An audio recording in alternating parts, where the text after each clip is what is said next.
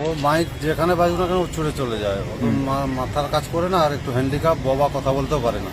ও কোথায় চলেছে খুঁজে পাইনি। 4 দিন খোঁজার পরে আজকে খবর পেলাম লোকের মুখ থেকে যে এখানে ভেসে আছে। কোন জায়গাটা পাওয়া গেছে? ওই আমাদের পাশের গ্রামে একটা পুকুরে। ওই জায়গাটার নাম কি? ওটা মহিষাচক গ্রাম, জগন্নাথ প্রধানের বাড়িতে, মানে বাড়ির। এই নিখোঁজ কবে থেকে ছিল? সোমবার রাত 8টার দিকে। পুলিশে অভিযোগ করেছিলেন নিখোঁজের? আমরা সিভিক যে ছিল ওই থানার আন্ডারে, ওই রঞ্জন গোড়াই, ওকে ফটো আর এসব পাঠিয়েছিলাম, ও গ্রুপে পাঠিয়েছিল। যে বলছে 3 দিন পারাক, না পেলে থানায় জিটি করবে। আজকে তো জিটি করার কথা ছিল।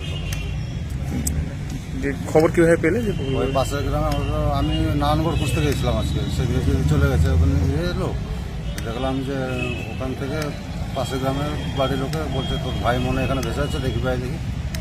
কি নাম ভাই? স্বপন পণ্ডিত। বয়স কত মতো? বয়স 31। কি নাম আপনার?